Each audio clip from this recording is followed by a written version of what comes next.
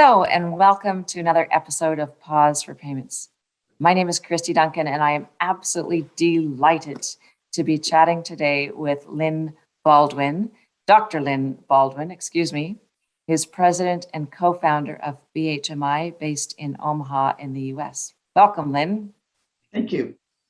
Today, Lynne and I are going to discuss insights from her impressive career on the rewards and challenges of creating and leading a successful technology business. We're also going to talk about her thoughts on where the industry has been and is now going. Lynne, as you know, the payments industry continues to grow and change at a rapid pace, and you have witnessed firsthand much of this evolution over the past 40 years. You're a veteran of the technology landscape in the payments market, and also the 2020 Women in Payments Distinguished Payments Professional Award recipient. So let's get started. Lynne, you founded BHMI in 1986, and you have witnessed incredible innovation and transformation in this industry over many years. Can you tell us, how did you start your career journey? I started my career journey. I was originally an academic, left academia to go into the real world, so we speak that way. And I was fortunate in that I was hired by Applied Communications in 1979, and I was able to work on their core product called Base 24, which came out several years later. I was definitely a programmer kind of person. I worked on Docutel T3s, I worked on Diebold ATMs, I worked on IBM 3624s. So I was working on technology that the banks were starting to embrace, even though we all say really, an ATM is really a big innovation. It was at the time. And I learned a lot by being in a very good place. I guess Gartner Groups calls it a niche market. The product caught on, and we did a lot of work with a lot of financial institutions. I personally have never worked for a bank or financial institution. I've always been a person who did software. So those things that I learned when I was first starting in my commercial career are things that I've really used when we started our own company. Fantastic. So you started this company, I believe, in 1986, and you were one of the co-founders in what's now called BHMI. Can you tell us, how did that founding come about? Certainly, I could do that. When I was back at ACI, the hardware equipment that we used was Tandem computers. It's now called HP Nonstop. So we were contacted by Tandem Computers to work with Union Pacific on a new project where we would track rail cars and locomotives using radio frequency technology. We said, sure, we could do that. So two of us sat down and we wrote software for about 4 months. And at the end of 4 months, we were able to track rail cars and locomotives across Nebraska and Wyoming real time using radio frequency networking. So that was that was kind of a fun thing for us. Yes. Fantastic. I love your passion for innovating and building new things. That's fantastic. So you started doing, radio frequency in the transportation industry. How did that translate then? How did you get from there to payments and financial services within BHMI? Well, very briefly, we were able to reuse our technology background in a number of ways. I'll mention Greyhound bus lines. People take buses. We were contracted with them to come up with a reservation system, and they needed a point of sale that took credit cards. They'd always taken cash. So our background in payments, we were able to help them put together a point of sale system, and we also knew how to talk online real time with the networks like Visa and MasterCard, so we could do real-time credit card processing for them. So that's just an example of how we were able to use our payments technology in other industries. I love that. So Quick question. Sorry, I'm just going to step back a little bit because I think one part that I've missed here is you've got this incredible technology base and you understand where the technology's evolved from over the few decades that you've been working. How did you get into technology in the first place? How did you get from graduating from secondary school to doing technology? Well, briefly, I went to college. I was a mathematics major, and my fiance at the time, his brother, was taking a senior level computer science class, and he thought it was so wonderful. He told me and my fiance at the time we should take that class. Now, at the time, it was a senior level class. He went on to work for IBM. When I took the class, it was a sophomore level class. And when I started teaching computer science, it was a freshman level class. And that was only a period of about 3 to 4 years. So the technology moved very, very quickly. And it continues to keep all of us busy trying to keep up with it. I'll just be honest. It's hard. Yes, but clearly you're at the leading edge. And that's, in my mind, also as a technology geek, a fun place to be. Yes. So I noticed that BHMI is now celebrating its 35-year anniversary. Congratulations. That's Thank you. absolutely fantastic. How has the company evolved over these last 3.5 decades? Can you talk a little bit about that? Certainly. When we first started, we were basically a custom software house, primarily focused on tandem computers, which were nonstop, and the banking industry loved them, and transportation also started picking up on that technology. As time went on, we branched out into different vertical markets. But I think a turning point when we got to the early 2000s, we were approached by a large financial processor who was wanting a new back office. And they didn't want to do what they call in the trade a forklift for their IBM mainframe. So we came in and said, why do we keep doing batch processing? Let's move to near real time. So this was in the early 2000s, and that was the basis for our Concourse financial software suite that we currently have today. So that impetus as a custom project for a client, which took us a while to get done, I'll admit that, but it did back office disputes, it did settlement, it did fees.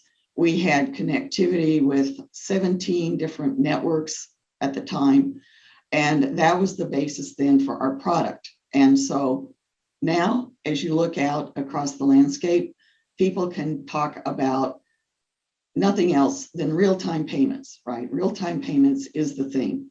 And we're saying, well, we've been able to do near real-time for a long time.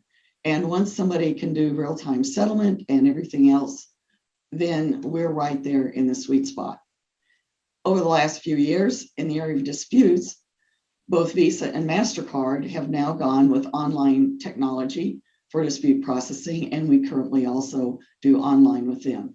So I would say for the industry, moving from batch years and years ago all the way to now embracing real-time payments is just the way the industry is moving forward. Yeah, no kidding. I will date myself, but tell you a funny story because I remember shopping as a young girl with my mother who would bring out her credit card to pay for something, and the clerk would go under the drawer of the till and pull out a little book that had all the bad card numbers in it. Right. And check to make sure my mother's card number was not in that list. Okay, fine, it's not there, off we go. Right. And it was so automated. We used the click-clack machines, right, with a little piece of paper, so you would be able to have a copy for you and a copy for the store. Yes, I think Yes. that's kind of behind us now. Well, I bet the digital natives in our audience have no idea what we're talking about. Well, we've come a long way, haven't we? Well, and in thanks to in large part to a lot of the work that you have done with BHMI. So thank you for that. Absolutely. It's fantastic. So you've watched the industry move from batch to near real time, and now we're in virtual real time practically for just about everything. Where do you think the industry is going to go in the next few years? Do you have any insights to that? Well, it's difficult because I'm sure you take a lot of the same publications that we get in the payments industry. People talking blockchain that's been around a while, Bitcoin, people trying to embrace quicker payments, faster payments. It's hard to know exactly where it's going to go. One of the areas that I'm concerned about in payments is, and not just for payments, but other critical data, is the cybersecurity issues that are surrounding us today. We spend a lot of people time here with our PCI compliance and making sure that people aren't stealing data from our customer systems. But you read about the breaches. I would say my major concern going forward is how the bad actors out there in the world have continued to find ways to find data about our healthcare systems, our government, never mind the financial industry. So I think the impetus really to protect everything, we have just got to be much more diligent in our cybersecurity going forward, whether it's payments or something else, my opinion. Okay. Yeah, well, I think you're absolutely right. And certainly the pandemic has propelled us forward in the whole digital way of doing things. And that has opened the door for new opportunities for these bad actors. So I think you're right. I would agree with you that cybersecurity and cybercrime is a big concern that we do need to focus on. I want to switch gears a little bit and talk a little bit about your amazing career. And, as a winner of the Distinguished Payments Professional Award, that does not come without some, fantastic learnings over the years. And you're such a great role model for the young rising stars in the industry. So can you tell us first a little bit about what you've enjoyed throughout your career? What's really caught your interest? Well, I guess what really caught my interest when I left academia, I never felt like I was doing something important. Yeah, teaching people computer science is great, but I felt like I needed a way to do something that I could say was a personal accomplishment. And over the years, we've been able to do different software systems. We've been able to do software systems which are really innovative. A lot of them are 24/7 by 365, and they're in different industries. The other thing that I've really enjoyed, besides the different vertical markets, and in one of those markets, obviously is not payments, but we do work for the Federal Aviation Administration. And so we have a 24/7 by 365 application that works for the government that is used by airlines and military for their weather services. It is not payments, right?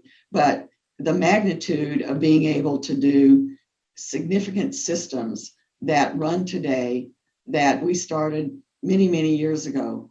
Union Pacific, for example, 1987, 1988. Greyhound is still using our software all these years. So the longevity of the software and being able to do significant projects for customers where those projects are really the core of their business. That has been really a thrill for me. And payments obviously is now got to be 24/7 by 365, or people are just not going to put up with it. The other thing that I have really enjoyed is having a staff who is capable and very considerate of what the customer's needs are.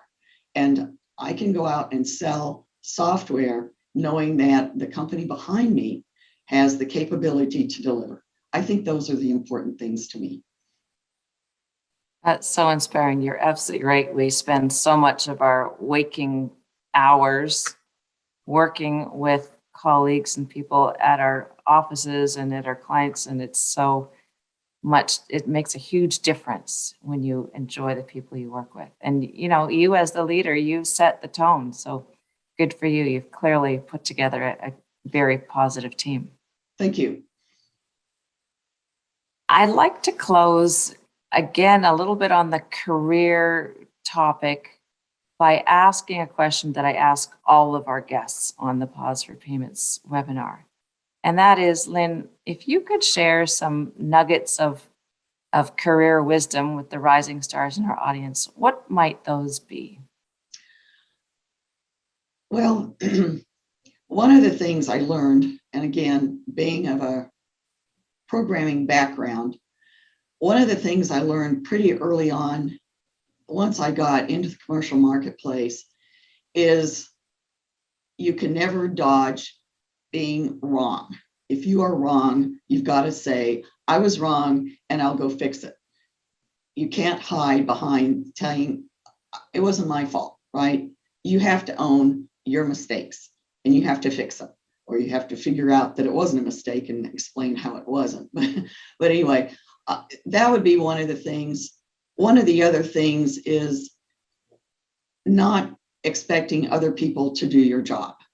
That is a job killer, in my opinion, in a career. And I've seen people in my life where they didn't know how to do something, so they tried to get somebody else to do it for them and claim credit. That's a career killer in my opinion. You have to be able to do your own work. Obviously, you need training. You have mentors that help you, but at the end of the day, if you're going to be successful, people have to see that you're the one that did the work and you're the one that made it a success.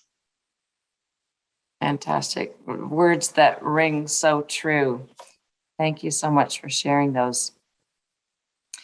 This has been a fabulous discussion, Lynn. I love your insights. They are something that I think will help the audience to navigate their careers in the financial services and payments industry. Clearly, you've got so many different industry verticals. If I were a chair of a board, I would absolutely be recommending you to a board role in any industry, it sounds like, because your experience lends itself to so many different industry verticals. I appreciate that. Thank you.